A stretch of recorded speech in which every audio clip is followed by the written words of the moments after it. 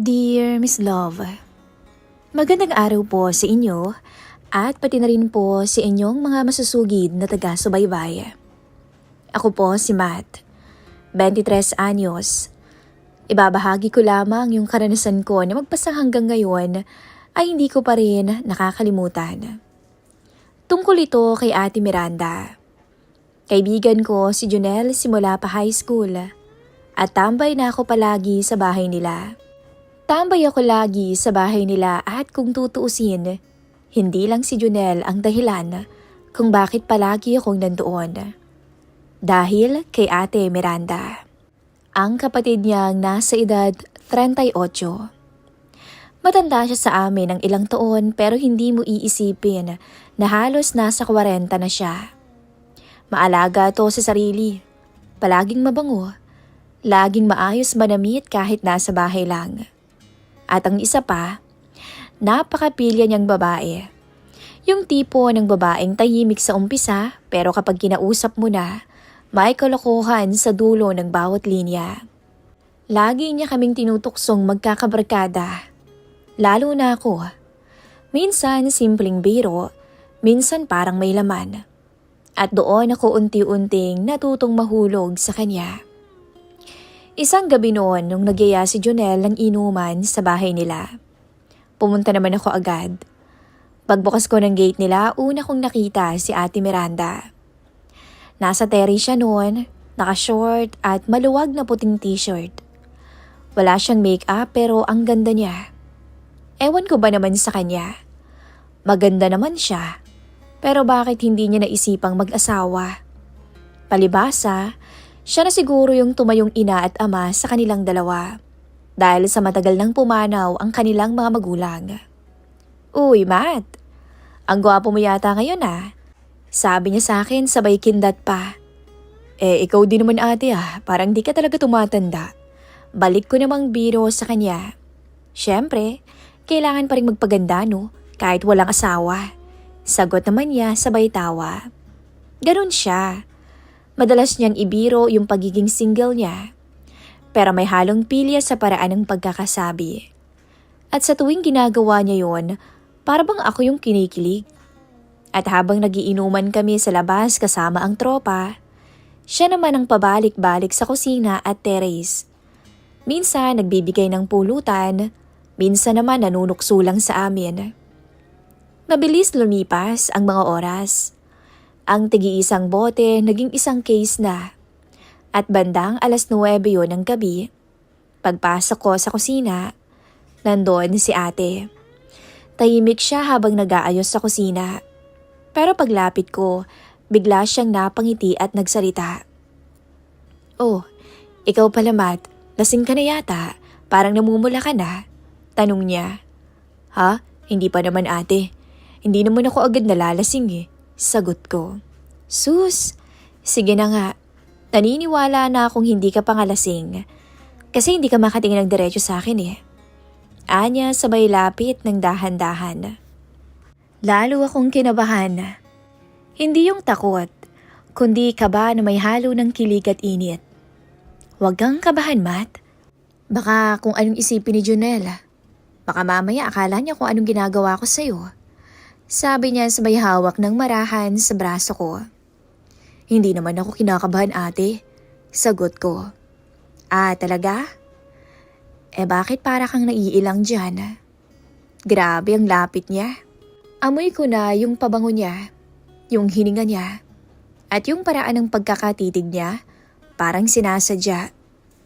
Ate naman, mahina akong sabi. Lagi mo na lang akong pinagtitripan Natawa siya. Alam mo, sa lahat ng kaibigan ni Junel, ikaw ang napakasarap lokohin. Anito sabay halakhak. Teka nga, baka mamaya isipin nila doon, inaakit kita ha? Hindi ko alam kung biro lang ba yon o may halong katotohanan na. Lumipas ang mga araw. Buwan. Dumating yung araw ng birthday ni Junel. Maaga pa lang, andun na ako para tumulong. Pagdating ko doon, unang bumungad sa akin si Ate Miranda sa terrace. Nakadress na hindi lalampas sa tuhod. Hindi lantad pero sakto lang para mapatingin ka ng hindi mo sinasadya. Maganda talaga ang katawan niya. Kahit na nasa 38 na siya. May kurba at alam niya kung paano dalhin ang pananamit niya. Palibhasa nga siguro hindi pa nagkakaanak. Kaya naman dalagang dalaga talagang tingnan. Uy Matt, sabi niya. Maaga ka? Excited ka bang pumunta dito o may inaabangan ka? Napangiti naman ako, Miss Love. Hindi ko alam kung bakit pero bawat kilos niya may dating. Hindi naman OA. Pilya lang talaga siya.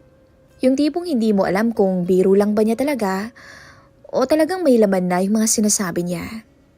At habang abala ang lahat sa paghahanda, ako naman ay inutusan ni ate na magbitbit ng mesa sa bakuran. Habang binubuhat ko, bigla siyang lumapit sa likod ko at nagsalita ng pabulong. Ang ganda yata ng katawan natin ngayon, Mata. Napatingin ako agad sa kanya. Pero pagtingin ko, naglalakad na siya papalayo. Na para bang wala lang. Pero sa loob ko naman, konting-konti na lang talaga, papatulan ko na si ate.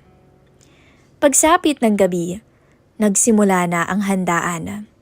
Ang daming tao, maingay, may mga nagkakaraoke, may nagiinuman sa mesa. Pero sa lahat ng tao na nandun, iisa lang talaga ang tinitingnan ko. Si Ate Miranda. Habang abala siya sa mga bisita, hindi ko maiwasang sundan ng tingin ang bawat kilos niya. Pansin ko rin na ilang beses siyang pasimpleng lumilingon sa akin. Hindi ako nag-iilusyon. Alam kong pareho naming alam kung anong nangyayari sa pagitan naming dalawa. Matt! Sigaw ni Jonel. Tara na, tagay na tayo. Umupo naman ako sa mesa. Marami ng lasing na mga kasama niya. Puro nagtatawanan na. Si Jonel, nakangiti habang pinupuno ng alak yung baso ko. Pre, birthday ko ngayon, di ba? Kaya kahit malasing tayo, okay lang. Marami siyang sinasabi. Pero ako, nakafocus kay Ate Miranda na nasa kabilang dulo. Hindi ko maiwasang hindi pa rin siya mapansin. Nakaupo na siya noon, nakangiti, habang nakatingin sa akin. Hindi yun simpleng tingin. Yung tipong parang nangaakit kahit wala namang sinasabi. Maya-maya tumayo siya. Lumapit siya sa mesa namin at nagdala ng pulutan. O ayan ha, para hindi kayo bumagsak kaagad. Ate Miranda, salamat ah. Sigaw nung isa naming tropa na lasing na yata. Nung nilapag niya yung plato sa harapan ko, mabilis niya akong hinawakan sa ilalim ng mesa. Hindi halata, pero ramdam ko. Mainit at mabilis lang. Sinadya niya. Sapat para kabahan ako. Napatingin pa nga ako sa kanya noon. Ngiting-ngiti siya. Pilya, na para bang wala namang ginawang masama. Habang lumalalim yung gabi, isa-isa nang nalalasing ang mga tao at nag-aalisan. Si Jonel, bumagsak na sa may sofa. Ang mga tropa, nakatulog na rin sa gilid ng mesa. Ang mga kamag-anak nila nagsiuwian na rin. Ako at si Ate Miranda, parehong gising pa. Ako noon, medyo tipsy na pero malinaw pa ang isip. Siya naman, may konting pula na sa pisngi. Halatang nakainom pero kontrolado pa rin ang sarili. Matt, tawag niya. Lumapit naman ako. Wala nang tao nun sa kusina. Tulungan mo ako magligpit oh. Pagpasok ko sa kusina, siya lamang yung nandun. Inilapag niya yung mga baso sa lababo. Ako naman ay nagligpit ng mga bote sa lamesa. Pagod ka na? Tanong niya habang nakasandal sa pader. Hindi pa naman. Sagot ko. Basta kasama naman kita, hindi naman ako napapagod eh. Sus! Bolero! Sabi niya, pero hindi umalis sa pagkakatitig sa akin. Lumapit siya maya-maya. Dahan-dahan lang. Yung lakad niya mabagal talaga na para bang sinasadya. Hanggang sa halos magkalapit na kaming dalawa. Matt, okay ka sana eh. Kaso ang bata mo pa. Bulong niya. Pero, ikaw gusto ko ate. Natawa siya ng mahina. Alam mo bang delikado yung mga sinasabi mo? Hindi naman ate. Totoo lang naman yung sinasabi ko eh. Paano kung seryosohin ko yung mga sinabi mo ha? Gusto mo ako? Sigurado ka ba? Wika niya sabay ngiti. Natahimik ako ng ilang segundo. Ramdam ko na yung init sa pagitan naming dalawa kahit wala pa namang nangyayari. Nakatitig lang siya sa akin. Tapos bigla siyang lumapit ulit. Sobrang lapit na halos magdikit na yung ilong naming dalawa. Alam mo Matt, matagal ko nang napapansin kung paano ka tumingin sa akin. Ikaw naman kasi ate eh. Anong ako? Pilya ka kaya? Natawa lang siya. Pero sa tawa niyang yun, alam kong hindi lang ako ang may nararamdaman.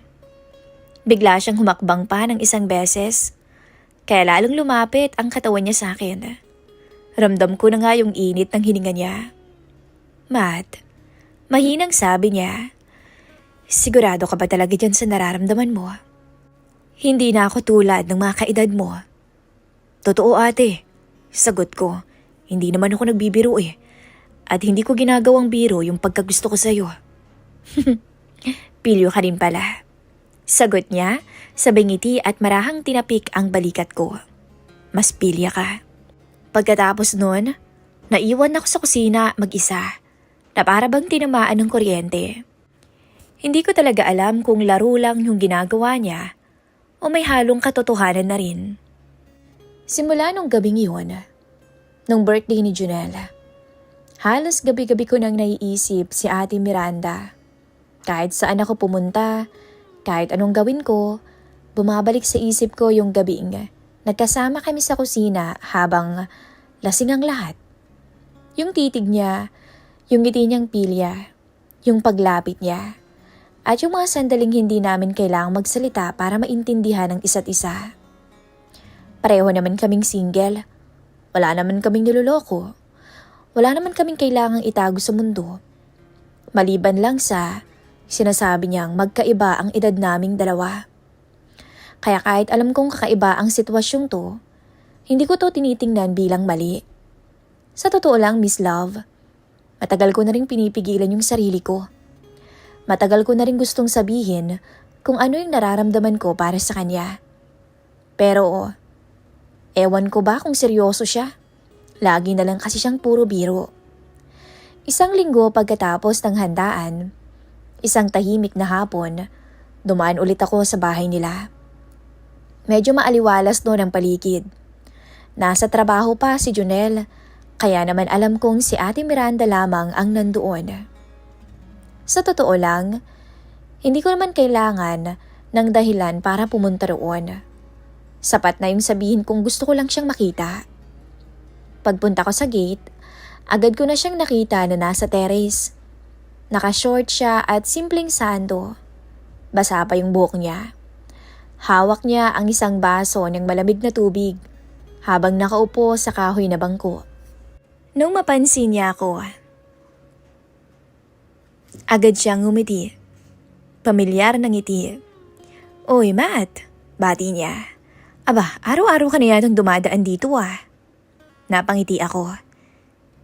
Kasi may hinahanap ako eh. Tumawa siya ng marahan. At sino naman yung hinahanap mo, Abera? Di ikaw. Natawa siya. Grabe ah, ang corny kaya. Pagkatapos noon ay sandali kaming natahimik. Hindi naman siya nagalit, bagkus napangiti pa nga siya ng matamis.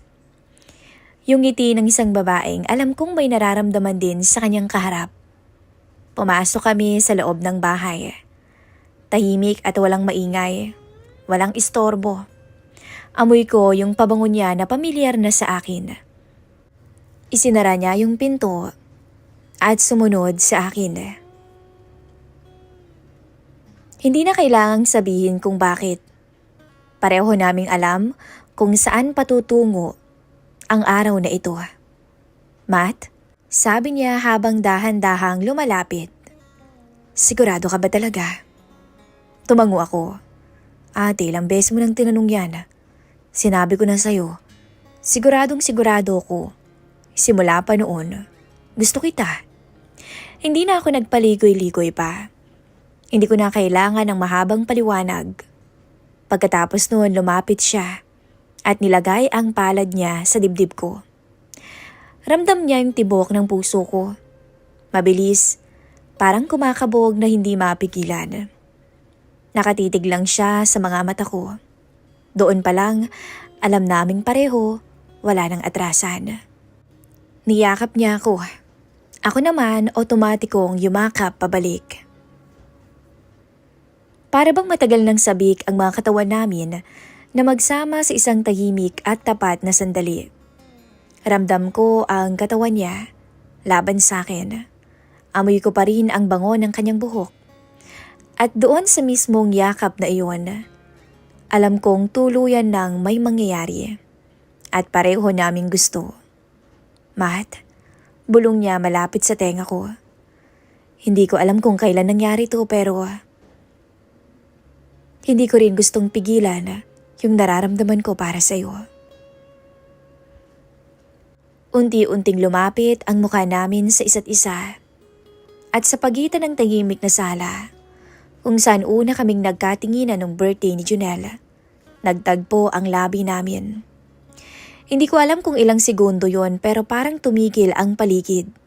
Grabe, hindi ko talaga inaasahan na mangyayari yon. Hindi ko kailangang sabihin yung nararamdaman ko. Nasa bawat galaw at bawat paghinga ang sagot. Pagkatapos noon, hinawakan ko ang pisngi niya. Hindi siya umiwas. Sa halip, lalo pa nga niyang nilapit yung sarili niya. At yung mga sandaling yon, punong-puno na kami ng init. Punong-puno ng damdamin na hindi na mapigilan. Ang bawat haplos ay may kasama ng emosyon. Ang bawat tingin ay may kasamang kasiguraduhan. Wala nang kailangang itago at walang kailangang pagtakpan. Nang matapos ang mga sandaling yon, mabilis pareho ang aming paghinga. Kumalas kami sandali sa isa't isa at pumasok kami sa kwarto niya. Doon, tuluyan naming pinunan ang pangangailangan ng isa't isa. Pagkatapos noon, parehas kaming hingal na hingal. Pero parehas ding may ngiti sa labi. Hindi ko alam kung saan nahantong ang kwento namin ni Ate Miranda. Pero sigurado ko Miss Love sa isang bagay. Hindi ko pinagsisisihan na nakagusto ko sa kanya. Na minahal ko siya. Hindi ko yon kailangang ikahiya. Pareho kaming single. Pareho kaming may karapatang magmahal. At kung ano man ang tingin ng iba, hindi na yon mas mahalaga kaysa sa kung anong meron kami ngayon. Ang ngiti ni Ate Miranda, ang ngiting yon ang dahilan kung bakit ako araw-araw bumabalik sa kanila. At sa bawat balik ko, mas lalo kong napapalapit sa kanya. Pagkatapos ng lahat ng nangyari sa amin ni Ate Miranda, kinausap ko si Junela. Nasa harapan kami noon ng inuman. Pare, may kailangan kong sabihin sa'yo eh. Bungad ko sa kanya. Napakunot pa ang noo niya noon. Parang ang bigat niyan pare ya. Ano ba yun? Huminga ako ng malalim. Tungkol sa ate mo. Ha? Bakit na pinapasok si ate dito? Anong meron kay Ate Miranda? May ginawa ka ba? Napataas pa ang boses niya. Umaling ako. Wala pre. Pero may aaminin sana ako sa'yo eh.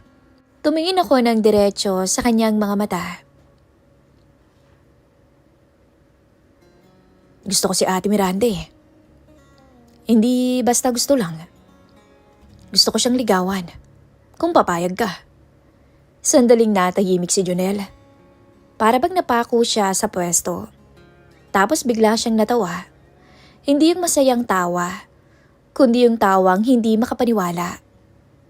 Tang-ina, seryoso ka ba, Matt? 39 na yun ah. Ikaw bata ka pa. Alam ko, sagot ko naman agad. Pero wala naman sa edad yun pare eh. At hindi rin naman ako nagbibiro. Gusto ko yung ate mo. Matagal na. Hindi ko lang inaamin sa'yo. Natigilan siya. Kita ko sa mukha niya na hindi niya inaasahang marinig yun. Nawala tuloy bigla yung tawa niya. Napalitan yata ng kaba tsaka pag-aalinlangan. Pare, si Ate Miranda, alam mo namang nasaktan na siya noon, di ba? Kaya nga hindi na nag-asawa eh. Ayoko naman nang maulit yun na masaktan ulit. Tumango ako. Hindi nang dahilan kung bakit ako lumapit sa iyo eh. Gusto kong malaman mo na seryoso ko sa kanya. Hindi naman to laro lang pare. Gusto ko siyang ligawan ng maayos. Gusto ko siyang respetuhin. Sigurado ka ba? Tanong niya na medyo lumalambot na ang tono. In love ka ba talaga? Hindi lang basta in love pare. Sagot ko. Gusto ko siyang alagaan. Kahit pa mas matanda siya sa akin. Kahit pa sabihin nga ng iba na hindi bagay, wala akong pakialam. Hindi ko naman makukontrol yung sarili ko pare eh. Sobrang mahal ko siya. Napakamot si Junel ng ulo. Sabay na pabuntong hininga. Hindi ko alam kung matutuwa ba ako o mai-stress sa sinasabi mo eh. Tahimik naman akong naghintay. Ramdam kong mabilis ang tibok ng dibdib ko.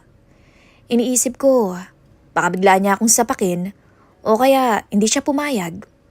Pero after ng ilang segundo, bumuntong hininga siya ulit at ngumiti. Matt, kaibigan kita. Kilala naman kita. Hindi ka naman siguro gagawa ng kalokohan kung hindi mo kayang panindigan. Tumango siya. Kung seryoso ka talaga kay ate, wala naman ako magagawa. Diligawan mo siya. Napasinghap ako noon at para bang nabunutan ng tinik. Pero may isang kondisyon. Dagdag niya. Ano naman yun? Tiyakin mo lang na hindi mo siya iiwan. Dahil pag sinaktan mo si Ate Miranda, ako mismo ang susuntok sa pagbumuka mo pare. Tawa siya ng mahina. Napangiti naman ako. Oo naman pare, hindi ko naman sasaktan si Miranda eh. At lalong-lalong hindi ko siya lolokohin. Inabot niya ang kamay niya. Sige, good luck gago, sana maging kayo. Hindi ako nagdalawang isip. Hinawakan ko ang kamay niya, matatag at punong-puno ng pasasalamat. Salamat Junel. Hindi mo alam kung gaano ko kinabahan nung sabihin ko sa'yo to. Habang nag-uusap kaming dalawa, ramdam ko yung bigat na gumagaan sa dibdib ko. Ngayon, wala na akong tinatagong lihim. Wala na akong iiwasang tanong. At higit sa lahat, may basbas na ako sa nag-iisa niyang kapatid. Sa wakas pwede ko nang ligawan si Ate Miranda. At doon nagsimula ang panibagong kabanata. Sa ngayon ho, Miss Love, 5 taon na rin ang lumipas. Mula nung mangyari yun, mula nung umamin ako kay Junel. Sa totoo lang ang daming nangyari. Ang daming nagbago. At habang sinusulat ko to ngayon, tahimik ang buong bahay. Si Miranda nakahiga sa kama. Mahimbing nang natutulog. Nakayakap sa kanya ang anak namin. Oo, Miss Love, yung tinatawag nilang menopausal baby. Akalain mo yun, sa edad niyang yun nagkaanak pa kami. Tinititigan ko sila at parang hindi pa rin ako makapaniwala na naging ganito ang buhay ko. Kompleto, masaya, kahit may mga araw na hindi kami bati. Kahit may mga pagtatalo dahil sa maliliit na bagay, uuwi at uuwi pa rin kami sa isa't isa. Matatag kaming dalawa at hindi ko yun ipagpapalit kahit kanino. Naalala ko tuloy yung araw na kinausap ko si Junel. Yung pangako ko sa kanya, tiyakin mo lang pare, hindi mo sasaktan si ate. Yun yung sinabi niya. At hanggang ngayon Miss Love, bit ko yun. Tinupad ko.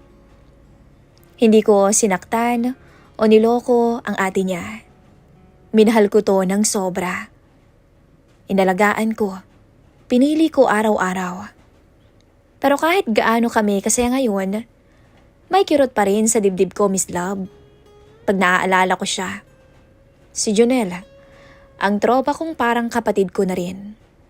3 taon na ang nakakalipas mula nung maaksidente siya at kinuha siya sa amin. Hanggang ngayon, mabigat pa rin kay Miranda yon. Kasi alam ko naman na si Junel lang yung nag-iisa niyang kapatid. Naging kasama niya sa lahat. Minsan nakikita ko pa rin si Miranda na nakatitig sa lumang litrato ni Jonel. Tahimik na umiiyak. Yayakapin ko lang siya dahil yun lang naman ang kaya kong ibigay sa kanya. Ganun siguro talaga ang buhay. May kapalit ang bawat saya. May kirot na kailangang tanggapin. Pero naniniwala akong tinitingnan kami ni Jonel mula kung nasaan man siya naroroon.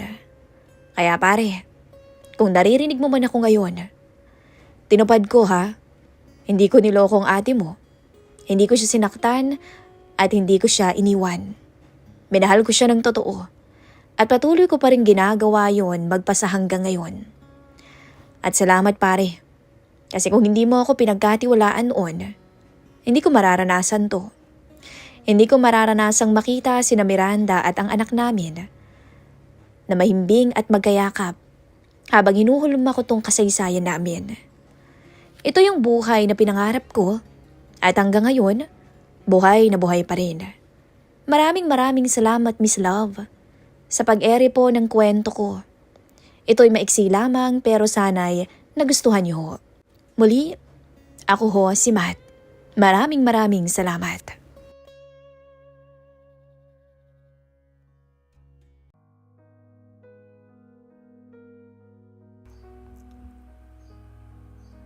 Ikaw na nga nagsabi. Niloloko ka. Kaya nasa sayo yan kung hahayaan mo siyang lokohin ka lang. Kung hindi niya nakikita ang halaga mo, maghanap ka ng lalaking hindi lang katawan ang habol sa'yo, kundi mahal ka. Nagtsatsaga ka sa asawa mo. Malaki lang naman ang katawan nun. Pero pagdating sa ibang bagay, wala namang binatbat yun. Kung gusto mo ako na lang. Mas kaya kitang pasehin. May boy ka na. May instant mister ka pa. Kahit nga hindi mo na ako bayaran Isang magandang araw po sa inyong lahat. Nais ko lamang pong ibahagi ang aking kwento sa inyong programa. Itago niyo na lamang po ako sa pangalang Anika. 29 years old na ako. Nakatira sa Pampanga at kasal sa asawa kong si Jason. Hindi niya tunay na pangalan. Isang taon pa lang kaming kasal ay nagpunta na ito abroad upang doon magtrabaho. Sa ngayon ay 3 taon na siya sa abroad. Hindi pa kami nagkakaanak ni Jason dahil ayaw pa raw niya. Si Gio, ang helper namin, ang siyang nakakasama ko madalas dito sa bahay. Nasa edad 27, wala pang pamilya dahil binata pa. Kaya dito na rin nanunuluyan sa amin bilang pinagkakatiwalaan ko. Magpinsan kasi sila ng asawa ko. Hindi ko sukat akalain na mababaling kay Gio ang pagmamahal na meron ako para sa aking asawa. Ang boy naming naging kasama ko sa lahat na mas matagal ko pang nakasama sa iisang bubong kesa sa asawa ko. Hindi graduate ng high school si Gio, pero napakabait nito at mas maalalahanin pa kesa sa mister ko. Isa pala akong preschool teacher. Sa totoo lang, gusto ko nang pauwiin si Jason dahil kaya naman namin kahit pa hindi siya mga ibang bansa. Ngunit ang sabi nito, iyon ang pangarap niya, ang makapagtrabaho abroad. Sinuportahan ko ang gusto niya at nag-loan pa ako para lang makapag-abroad siya. Lagi kong sinasabi sa kanya na gusto ko nang magkaanak, pero ang katwiran naman niya ay maaga pa. Darating din daw kami sa tamang panahon. Naiinggit ako sa mga kasamahan ko sa trabaho dahil buo ang pamilya nila at may mga anak na. Ngunit ako magti-30 na lang ay wala pa rin. Hindi naman ako mapayat dahil may pagkamataba ang aking katawan. Ngunit nasa tamang lugar naman ang kurba ng aking bewang. Sapat para matawag pa ring sexy na chubby. Maputi rin akong babae kahit na may katabaan, kaya kahit na anong damit ay confident ko pa rin na isusuot. Yun nga lang, malaki yata ang problema ng asawa ko sa katawan ko. Madalas akong sabihan ni Jason na mag-gym. Ngunit wala naman akong nakikitang dapat baguhin. Dahil ayos lang naman ang kurba ng aking pangangatawan. Hindi naman ako yung tipo na sobrang taba. Palibhasa kasi si Jason ay gym instructor sa ibang bansa. Kaya nais nito ay payat ang aking pangangatawan. Madalas naming pag-awayan kapag napupunta na sa ganun ang topic namin. Sa totoo lang, marami pang humahanga sa akin. Dahil kahit na chubby ako, ay bagay na bagay pa rin daw sa akin ang mga sinusuot ko. Lalo na si Gio na walang ginawa kundi purihin ako. Si Gio ang helper o utusan namin dito sa bahay at siyang nakakasama ko. Sa isang linggo ay 4 na beses ito kung mamalagi sa amin at umuwi sa bahay nito sa sumusunod na araw. Ito ang tagaayos ng mga sirang parte ng bahay, tagalipat, tagabuhat ng mabibigat at tagalinis na rin. Kulang na nga lang ay maging kasambahay na rin to. Mabait si Gio, ngunit palaging seryoso. Ganun pa man, masasabi kong may ibubuga ang kanyang itsura at pangangatawan. Dahil hindi maitatangging mas magandang lalaki pa nga ito kesa sa pinsan niyang si Jason na aking asawa. Sadyang malaki lang talaga ang pangangatawa ng aking mister dahil nga sa klase ng trabaho nito.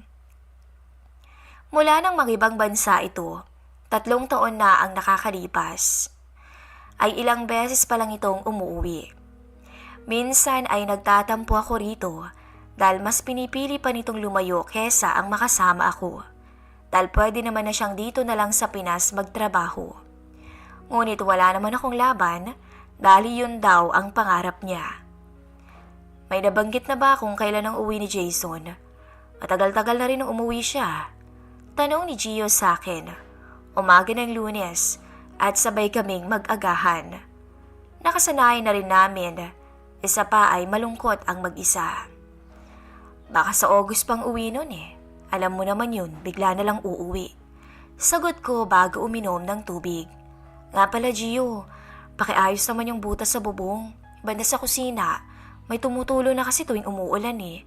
Paki-repair na rin yung kubo sa may likod ng bahay para matambayan. Sige, walang problema. Sagot nito at tinapos na ang pagkain. Salamat. Mauna na ako ha, may pasok pa ako eh. Ikaw nang bahala dito sa bahay. Paalam ko matapos kumain. Maliligo pa kasi ako at maghahanda para sa pagpasok. Nang matapos akong maligo, ay sakto namang may kumatok sa pinto. Lumabas ako ng kwarto. Natanging tuwalya lang ang suot. Anong kailangan mo, Gio? Tanong ko nang makita siya sa labas ng pintuan. Saglit pag napako ang paningin nito sa akin bago nakapagsalita. Pansin ko rin ang paglunok nito. Hindi ko na magawang mailang sa kanya dahil nakasanayan ko na rin naman kasi na palaging nandito si Gio. May tatanong lang sana ako eh. Gusto mo bang pinturahan ko na yung kubo? Masyado na kasing lumang tignan. Ayos lang, kung anong mas ikagaganda bahala ka na. Nakangiting sabi ko dito, bago inalis ang maliit na towel sa aking buhok at ipinunas yun. Natawa ko nang sundan niyo ng tingin ni Gio. Baka naman matunaw ako sa kakatitig mo, Gio. Hindi naman. Napansin ko lang na gumaganda ka yata lalo ngayon. Wika nito at may kasama pang pagkindat. Sus, maghanap ka na kasi ng jowa mo para hindi akong binobola mo. Hindi naman kita binobola, Anika. Sige na, alis ka na't magbibihis na ako. Nga pala, hatid mo ako ha. Sunduin mo na lang rin ako mamaya. 4:00 uwian ko eh. Paalala ko bago sinara ang pintuan. Matapos kong isuot ang uniform at makapag-ayos, ay siya namang pagtunog ng cellphone ko. Nang tinan ko ay tumatawag si Jason. Hello Han, kumusta ka dyan? Bungad kong tanong sa kanya sa video call. Katulad pa rin ng dati, nakakapagod pero masaya naman. Lalo na kung nakakita ko ang mga natuturuan ko sa gym na magaganda ng katawan. Sabi nito at inilapag ang cellphone. Kakauwi ko lang. Tinawagan lang kita para kumustahin. Papasok na ako eh. Masaya ako't nag-i-enjoy ka dyan kahit papano. Huwag mong pababayaan ang sarili mo. Paalala ko habang nagsusuot ng sapin sa paa. Oo naman. Ikaw naman, bantayan mong timbang mo at baka madagdagan ka pa. Ano na lang ang sasabihin ng iba sa akin na isa akong gym instructor pero hindi ko mabantayan ang asawa ko. Natatawang sabi nito. Natahimik na lamang ako bago tipid ng umiti. Normal pa rin naman ang timbang ko. Siya sige, baka maliit pa ako. Gusto ko na agad tapusin ang tawag sa tuwing iyon ang binabanggit niya. Para ba kasing balewala sa kanya na naaapektuhan ako sa mga sinasabi niya. Ayoko namang makipag-away sa kanya ng ganitong oras. Baka kasi maghapon lang masira ang araw ko. Pagbaba ko ay naghihintay na sa akin si Gio sa labas. Pansin ko na naman ang pagtitig nito sa akin. Ayos ka lang ba? Tanong niya sa akin nang makasakay na ako. Marahil ay napansin nito ang pagkakakunot ng noo ko dahil sa naging huling pag-uusap namin ni Jason. Oo naman, ayos lang. Sagot ko. Nag-away na naman ba kayo? Tanong nito. Napapikit na lang ako at inis na tumingin sa kanya. Ihatid mo na lang ako, Gio. Malilate na ako sa klase ko eh. Seryosong sabi ko para maitago ang inis na nararamdaman ko para sa aking asawa. Kasi naman, hindi naman ako sobrang mataba. Normal pa naman ang timbang ko.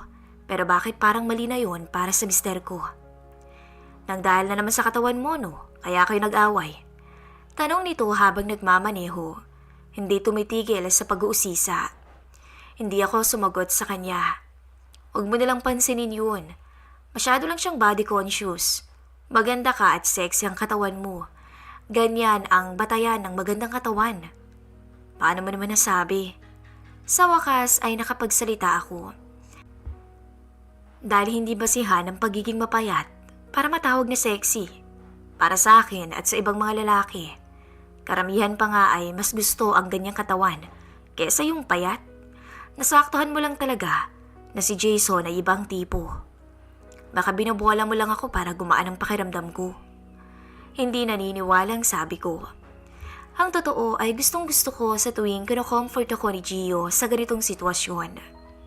Sa eskwelahan ay katulad ng dati ang routine ko.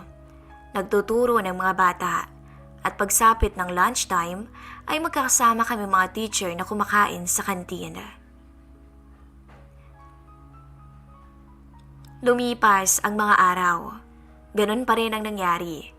Hindi pa kami nagkakausap ng asawa ko dahil baka busy pa ito sa trabaho. Chinachat ko naman to pero hindi pa rin nagsisin. Kakatapos naming kumain nang dumiretso ako sa CR para mag-retouch. Natigil ako sa ginagawa ko nang tumunog ang cellphone ko hudyat na may nag-message. Galing iyon sa asawa ko at nagsento ng video. Nakaramdam ako ng kaba nang buksan ko ito. Ganun na lamang kasi ang panginginig ng kalamnan ko sa aking nakita. Mukhang ibang exercise na yata ang tinuturo ng asawa ko abroad. Natulala ako sa simula pa lang ng video. Nakahiga si Jason sa kama at may lumapit na babae. Ang mga sumunod na pangyayari ay ang pag-iisa nila. Hindi ako makapaniwala sa aking nakita. Agad kong sinave ang video na sinend niya. Napaupo na lamang ako at nangihina dahil parang dinurog ang puso ko sa sakit. Hindi ko lubos maisip na magagawa kong lokohin ang asawa ko. Parang pelikula lang sa utak ko ang napanood ko na paulit-ulit at ayaw tumigil. Nang muli kong tingnan ang messenger ko ay deleted na ang video. Pero huli na. Kahit i-delete pa ng asawa ko, ay nakita ko na. Tama ngang hinala ko. Nagkamali lamang siya ng send. Inayos kong aking sarili at hindi na nagawang pumasok sa panghapon kong klase. Nagpaalam na lang ako at nagsabing may sakit ako sa principal. Nag-commute ako at nagpahatid sa bahay. Naabutan ko si Gio na nag-aayos ng sirang gripo sa lababo. Nang makita ko nito, ay hindi na ako nagdalawang isip na sugurin siya at yakapin at sa bisig niya ako umiyak. Ano bang nangyari? Tanong niya sa akin sa magaang boses. Tanging hikbi lang ang naisagot ko. Nag-away na naman ba kayo? Niloloko niya ako, Gio. Wika ko sa kanya. Ikaw naman kasi, masyado kang tiwala kay Insan. Sige na, huwag ka nang umiyak. Hindi mo dapat iniiyakan ng kagaya niya. Masuyong sabi niya. Masakit para sa akin ang nangyari, Gio. Asawa ko siya. Ikaw nang nagsabi na niloloko ka niya, di ba? Nasa sayo na yan kung aayaan mo lang na niloloko ka niya dahil lang sa asawa mo siya. Marami dyan lalaki na handa kang mahalin sa kung ano ka at sino ka. Sadyang hindi lang talaga nakita ni Insan ang halaga mo. Nandito naman ako, Anika eh. Kung gusto mo, ako nilang asawahin mo. Puro ka talaga biro, Gio. Siya nga pala, tapos ka na yung kubo. Gusto mo bang makitang inayos ko? Malaki nang pinagbago nun kesa dati. Pag-iiba nito ng usapan. Hinila ko nito papunta doon. Gusto mo makita yung loob? Inayos ko talaga to nung mga nakaraang araw at kanina ko lang napinturahan. Masyadong mainit kaya mabilis namang natuyo. Paliwanag niya sa akin. Nang pumasok kami, ay maayos na ang kubo. May mga ilang gamit, may mesa rin sa gitna na gawa sa kahoy. Maganda nga, wika ko dahilan para mawala na rin sa isip ko ang mister ko. Hayaan mo, dadagdagan ko ang sahod mo sa katapusan. May ngiting sabi ko. Maya-maya ay napalunok ako nang lumapit siya sa akin at halos magdikit na ang aming katawan. Hindi na kailangan, Anika. Halos paus pa nitong sabi bago ko binuhat at inupo sa mesa na halos ikasigaw ko. Ano bang ginagawa mo? Kinakabahang tanong ko. Hindi ba't niloloko ka ni Jason? Hahayaan mo bang niloloko ka lang niya? Tanong niya sa akin. Ang kanyang mga mata ay tutok na tutok sa aking mukha. Matagal na kitang hinihintay. Hindi mo ba napapansin? Puro ka kasi si Insan eh. Ano bang sinasabi mo? Nauutal kong tanong. Gusto mo bang malaman kung anong sinasabi ko? Tanong niya na kinatango ko naman. Matagal na kitang gusto, Anika. Sabay lapit nito ng labi bang ituloy ko? Tanong nito. Sunod-sunod ang naging pagtango ko at binigyan siya ng laya sa kanyang ginagawa. Kung kayang gawin ni Jason sa akin na lokohin ako, kaya ko rin gawin yun. Inihiga niya ako sa kahoy na mesa at dala ng halo-halong emosyon ay hinayaan ko siyang angkinin ako. Ngayon ko na lamang ulit ito naranasan at masasabi ko ang di hamak nga naman na may maipagmamalaki si Gio kumpara sa asawa ko. Sa loob ng 4 na taon naming kasal ni Jason at habang wala siya ay hindi ko siya nagawang pagtaksilan o tumingin sa ibang lalaki. Kahit pakasama ko sa bahay si Gio, purong katiwala at utusan lamang ang turing ko sa kanya dahil ayokong magkaroon kami ng away ni Jason. Ngunit ngayong siya na ang gumawa ng kalokohan sa akin, ay tapos na ang pagtitiis ko. Siguro nga kaya mas pinili nito sa ibang bansa manatili ay dahil hindi talaga ako nito gusto, lalo na ang katawang meron ako. Hindi kagaya ni Gio na kaya kong tanggapin at purihin. Dahil sa aming pagod, ay nakatulog kami ni Gio sa kubo. Gabi na nang magising kami. Wala akong maramdamang pagsisisi. Isa pa ay tuluyan na akong nakapag-isip. Balak ko nang mag-file ng annulment kay Jason. Anong gagawin mo ngayon? Tanong sa akin ni Gio. Gusto ko nang makipaghiwalay. Tanging sagot ko at bumuntong hininga bago bumangon at sinuot ang kaninang damit. Nang tingnan ko ang cellphone ko ay marami na palang missed calls galing kay Jason. Tinawagan ko ito at ilang ring lang ay sinagot niya.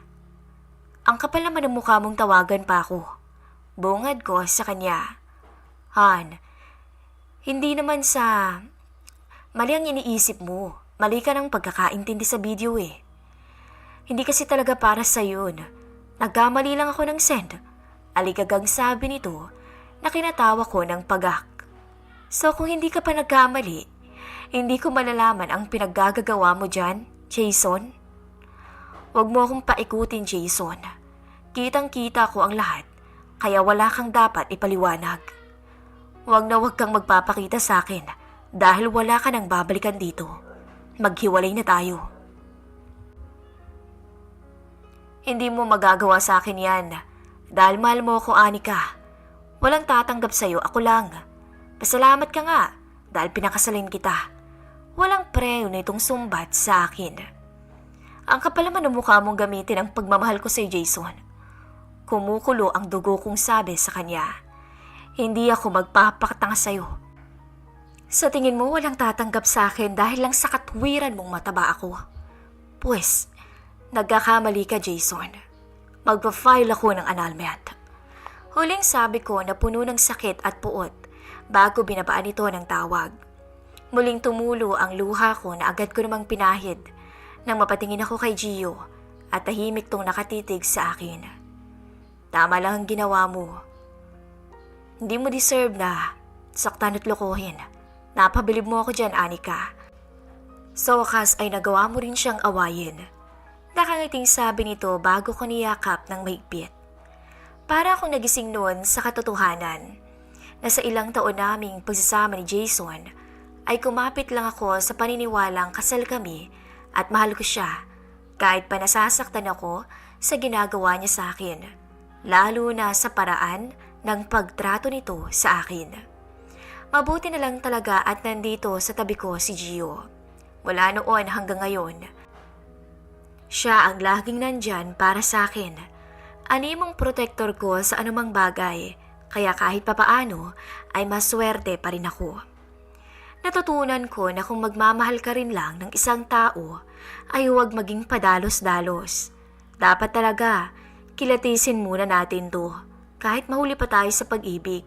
Masyado kasi akong nagmadali noon na makapag-asawa. Napunta tuloy ako sa maling tao. Nagayos kaming dalawa ni Gio at masayang kumain ng hapunan.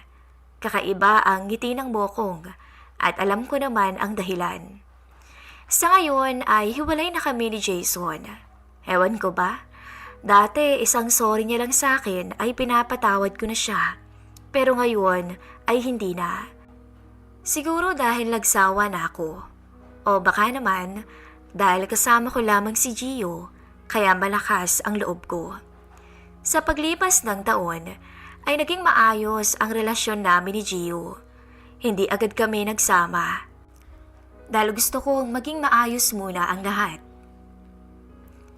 Unti-unti, niligawan ako ni Gio. Kaya tanggap yun ng mga taong nakapaligid sa amin, lalo't alam nilang lahat ang ginawang panluloko sa akin ni Jason. May mga nagsasabi pa nga sa akin na sagutin ko na si Gio. Total ay, hiwalay na rin kami ni Jason matagal na. Mas mainam pa nga raw si Gio dahil mas matagal pa kaming nagkasama sa iisang bubong. At least kilala ko na. Hinihintay ko na lang din na tuluyang ma-annulled ang kasal namin ni Jason. Gusto ko pa rin na maayos ang lahat ng proseso bago kami tuluyang magsama ni Jason. Pero aaminin ko naman, kapag kaming dalawa na lamang ay lihim pa rin may nangyayari sa amin. Bagay na hindi na yata namin mapipigil ang dalawa.